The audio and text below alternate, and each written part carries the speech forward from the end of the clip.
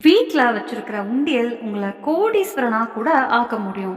இன்னைக்கு சின்ன குழந்தையா இருந்தாலும் பெரியவங்களா இருந்தாலும் எல்லாருமே தங்களோட தேவைக்கும் வரப்போகிற நாளுக்குமா பணத்தை சேமிச்சு வைக்கிறாங்க. அதுல வீட்டில் இருக்கிற உண்டியலும் பீரோவும் ரொம்ப முக்கியமான பங்கு வகிக்குது. சொல்லப்படுறது என்னன்னா, ஒருத்தர் நிம்மதியா சந்தோஷமா வாழ்க்கை வாழணும்னா நல்ல குடும்பமும் நல்ல பண வசதியும் இருக்கணும். உண்டியலுக்கு நேரடி தொடர்பு பணத்தோட தான். வாஸ்து சாஸ்திரப்படி உங்க வீட்டில் யாராவது உண்டியல்ல பணம் போடுறாங்கன்னா, இல்ல நீங்களே பணம் சேமிக்கிறீங்கன்னா அதுக்கான சில விதிமுறைகள் கண்டிப்பா தெரிஞ்சுக்கணும். உண்டியல்ல தப்பா பயன்படுத்திங்கன்னா அதுல பணம் ஒட்டவே ஒட்டாது. ஏதோ ஒரு காரணத்துக்காக செலவாக்கிட்டே இருக்கும். உண்டியல்ல ஒருபோதும் பணம் நிலைச்சிருக்காது. ஒருத்தர் தன் வாழ்க்கையில பெரிய விஷயம் சாதிக்கணும்னு நினைச்சா அவன் கண்டிப்பா சில ஜபம், விரதம், வாஸ்து விஷயங்களோட உதவியை எடுப்பான். அதே மாதிரி வாஸ்துல சொல்லப்பட்ட சில விதிமுறைகள் ரொம்ப முக்கியமானவை. அதே போல உண்டியலுக்குமே சில சின்ன சின்ன முக்கியமான விதிகள் இருக்கு. அவைகளை அலட்சியப்படுத்துனீங்கன்னா உண்டியல்ல மட்டும் இல்ல, உங்க வீட்லயே பணம் நிலைச்சிருக்காது. மகாலட்சுமி உங்க மேல கோவப்பட்டு உங்க வீட்டை விட்டு போயிடுவாங்க. அதனால பொருளாதார கஷ்டங்களையும் சந்திக்க வேண்டிய நிலை வரலாம். இப்போ எல்லாருமே வரப்போகிற நாளுக்காக பணம் சேமிக்கிறாங்க. வீட்டில் சின்ன சின்ன குழந்தைகள் உண்டியல பயன்படுத்துறாங்க. பெரியவங்க வங்கியில பணத்தை சேமிக்கிறாங்க. ஆனா வாஸ்து சாஸ்திரப்படி நீங்க சின்னவங்கனாலும் சரி பெரியவங்கனாலும் சரி உங்க வீட்ல கண்டிப்பா ஒரு உண்டியல் இருக்கணும். அதோட வாஸ்துல சொல்லப்பட்ட எளிய வழிமுறைகளையும் பின்பற்றணும். அப்படி பண்ணினா உங்க உண்டியல் உங்க வீட்டில் இருக்கிற பீரோவும் எப்பவும் பணத்தோட நிறைந்தே இருக்கும். ஆனா அதே சமயம் உண்டியல் இல்ல பீரோவும் சரியான முறையில பயன்படுத்தலனா அல்லது சின்ன சின்ன தவறுகள் பண்ணினா பண சேமிப்பு ஒருபோதும் ஆகாது. வீட்டில் எப்பவும் பண இழப்பு நடந்துக்கிட்டே இருக்கும். எந்த விதமான நல்ல வளர்ச்சியும் கிடைக்காது.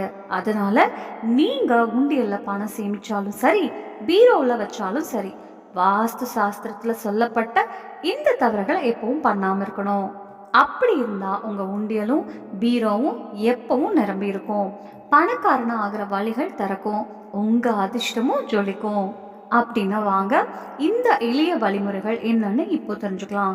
ஆனா அதுக்கு முன்னாடி மகாலட்சுமியோட ஆசீர்வாதம் எப்பவும் உங்க மேல இருக்கும். இந்த வீடியோக்கு ஒரு லைக் போட்டு உங்க ஆன்மீக தமிழ் சேனலை சப்ஸ்கிரைப் பண்ணிக்கோங்க. கமெண்ட் பாக்ஸ்ல ஜெயலக்ஷ்மி மாதான்னு எழுதிடுங்க. உங்க ஆதரவையும் காட்டுங்க. முதல் விஷயம், உண்டியல தவறான திசையில வைப்பது.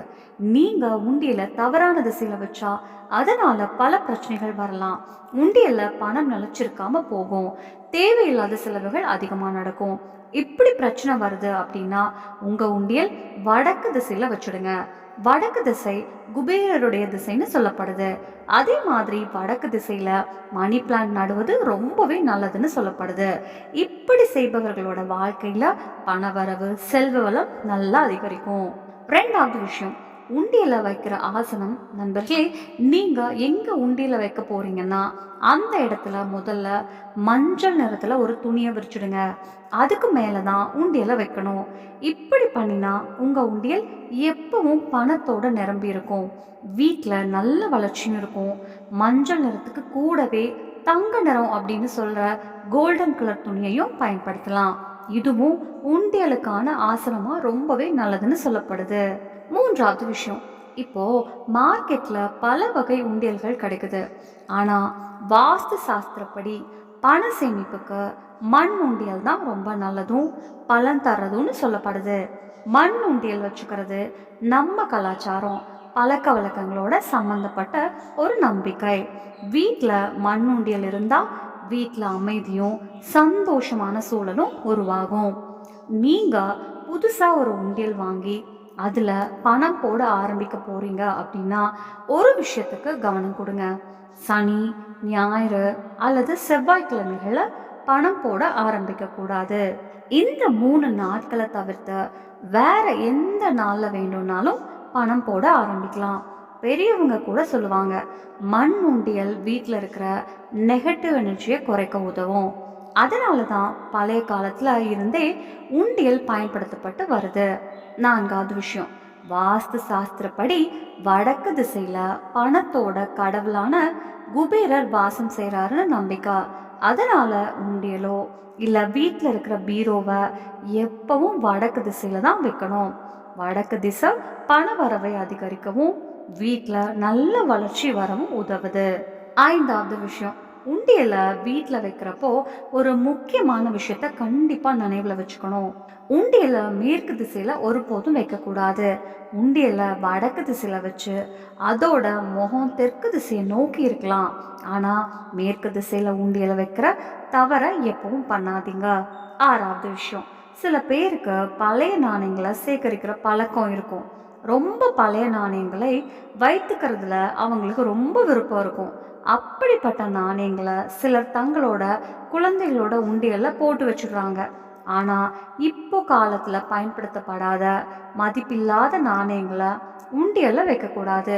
அப்படி செஞ்சா உண்டியல்ல இருக்கிற பணத்துக்கு இழப்பு வரலாம்.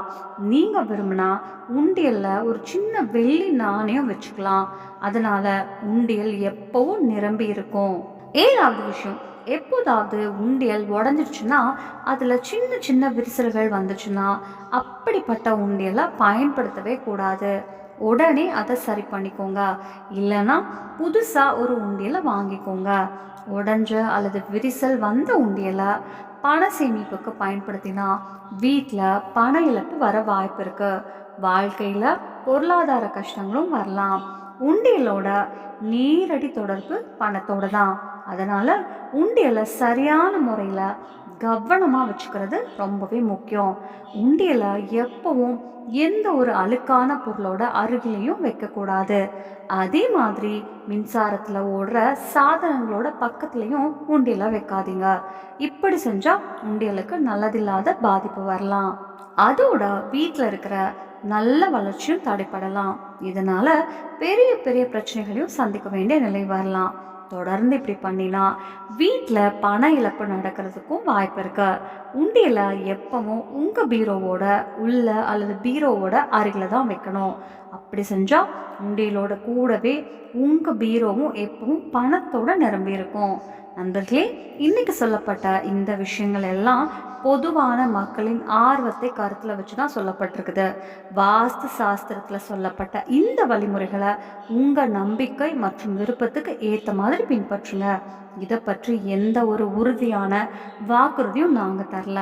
இந்த தகவல் உங்களுக்கு பிடிச்சிருந்தா இந்த வீடியோக்கு ஒரு லைக் போடுங்க. உங்கள் ஆன்மீக தமிழ் சேனலை சப்ஸ்கிரைப் பண்ணிக்கோங்க. மீண்டும் சந்திப்போம். நன்றி. நம்ம சேனல்ல பிடிச்சிச்சுன்னா லைக்